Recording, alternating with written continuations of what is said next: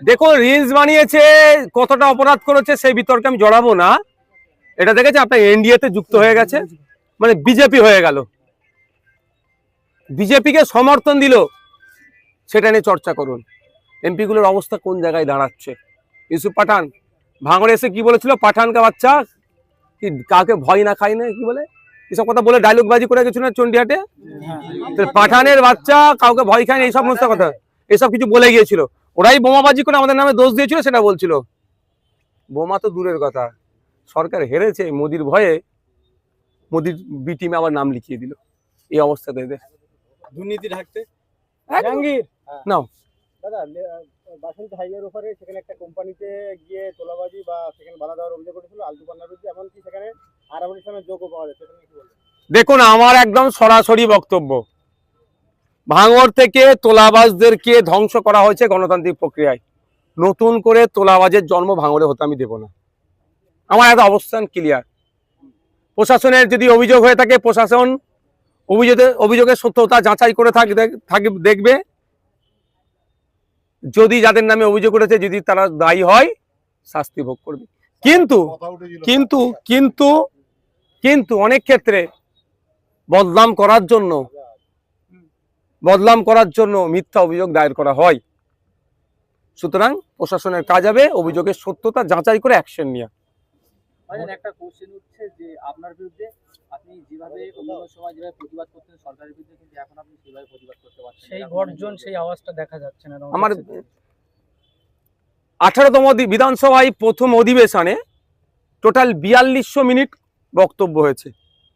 সেই 4200 মিনিটের মধ্যে আপনাদের বিধায়ক আমি নওশাদ সিদ্দিকী ভাঙড়ের বিধায়ক 133 মিনিট বলেছি।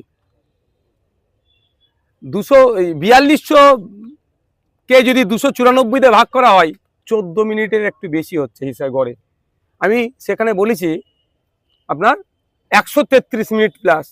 ওই 133 মিনিটের বক্তব্যগুলো শুনুন, প্রতিবাদ কাকে বলে আর কিভাবে করতে হয়।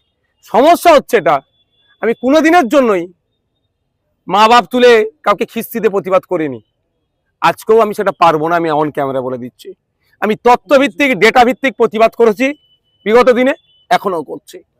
এবার প্রশ্ন একটা জায়গায় থেকে যাচ্ছে, একটা জায়গায় আছে, সেটা হচ্ছে এয়ারপোর্টের মসজিদ। আরে এয়ারপোর্ট মসজিদ কমিটিকে বারবার বলছি, যিনি দায়িত্বে আছে তার কাছে লোক পাঠাচ্ছি। যদি আমাকে রেকগনাইজ না করে, আমি তো ওখানকার বিধায়ক নই, আমি কি করব?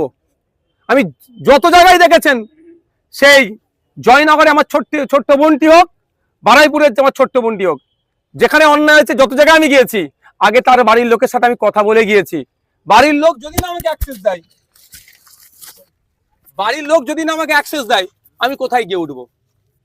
তো এই বিষয়টা তো আমি বারবার বলছি, তাদেরকে যোগাযোগ করছি। যদি আমাকে তারা বা কি চক্র চলছে সবই তো বুঝতে পারছে, আর বলার আমার প্রয়োজন নেই।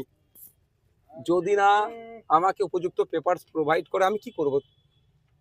আর আমি এতটুকু বলে রাখছি, অন্যায়ের কাছে আমি মাথা নত করব না। কে সামনে আছে পিছনে আছে কি আছে পাত্তা দিই না।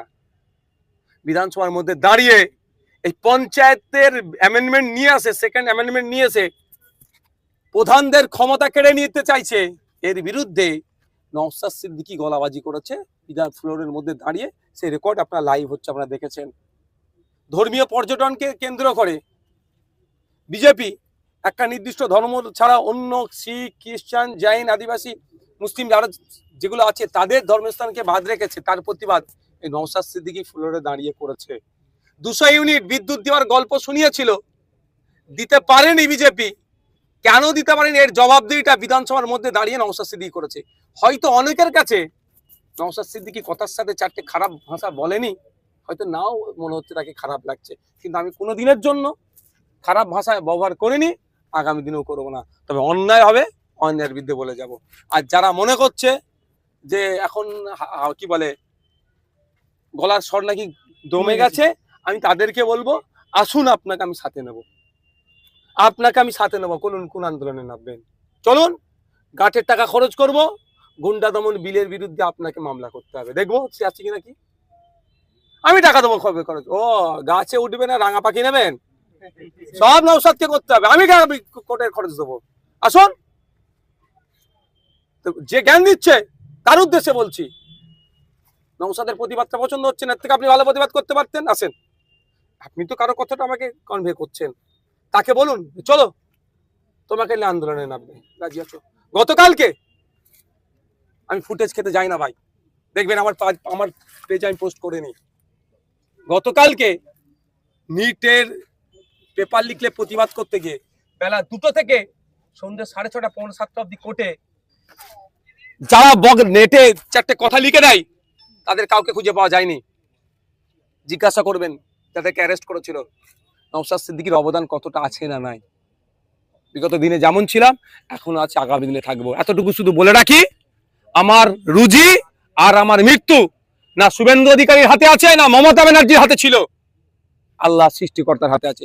আমি কাউকে পরোয়া করি না, হ্যাঁ সম্মান দিই। আমি মুখ্যমন্ত্রীকে যখন, তৎকালীন মুখ্যমন্ত্রী মমতা ব্যানার্জিকে যখন বাংলাদেশের একটা বক্তা বলেছিল, একটা খারাপ শব্দ ব্যবহার করেছিল না, হ্যাঁ, তখন নওশাদ সিদ্দিকী কথা বলেছিল, তখন তাহলে বলতে পারতেন আপনারা যে তৃণমূল হয়ে গেল নাকি?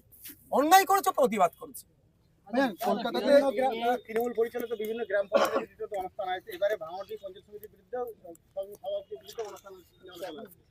তিনি তো আইসিবির একজন, তার বিরুদ্ধে অনুষ্ঠান হচ্ছে। আপনি এত খবর কোথায় রাখছেন, কোথা থেকে পাচ্ছেন?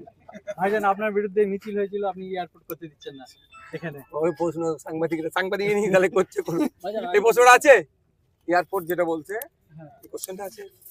আপনার বিরুদ্ধে এখানে একেবারে এয়ারপোর্টের যে দাবি রেখেছেন নওশাদ সিদ্দিকী, যে আমাদের এখানে এয়ারপোর্ট হবে সেটাকে বানচাল করেছে, আমাদের মানুষ যারা কাজ পেত উন্নতি থেকে পিছিয়ে দিল, ভাঙড়কে আরো আরো আরো 100 বছর পিছিয়ে দিল। যারা বলেছে আমি তাদেরকে সম্মান জানিয়ে বলবো, তারা যেখানে বসবাস করে সেটা ম্যাক্সিমামটা ওয়েটল্যান্ড লাগোয়া। ওয়েটল্যান্ডকে বুঝিয়ে আন্তর্জাতিক স্তরে দেশের নামকে বদনাম করছে। 1971 সালে ইরানের রামসারে গিয়ে ভারত সরকার প্রমিস করে এসেছিল যে রামসার সাইটের অন্তর্ভুক্ত যে জলাভূমিগুলো আছে একটা ইট পর্যন্ত গাঁদবো না, যেখানে অঙ্গীকারবদ্ধ করে এসেছিল, কিন্তু এখন সেখানে গেঁথে নিচ্ছে। কথা বলছে না কেন? আটকাচ্ছে না কেন? আপনি বলেছেন স্পিকারের, আটকাচ্ছে না কেন? তারা আটকাচ্ছে না কেন? 1 নম্বর কথা, অবৈধ যে সমস্ত নির্মাণ হচ্ছে সেগুলো বন্ধ করতে পারছে না, পরিবেশকে দূষণ করছে। ব্যাপারটা হচ্ছে নওশাদ সিদ্দিকীর বিরুদ্ধে তো মুখ খুলতে হবে, কিছুতে পাইনি, একটা পেয়েছে। আমি আবারও অন ক্যামেরা বলছি, ভাঙড়ের মানুষ যেটা চাইবে, লাগবে না, ভাঙড়ের মানুষ যেটা চাইবে সেটাই আমি করব। তাতে কি আমাকে খারাপ ভালো বললো আমি আমার যায় না।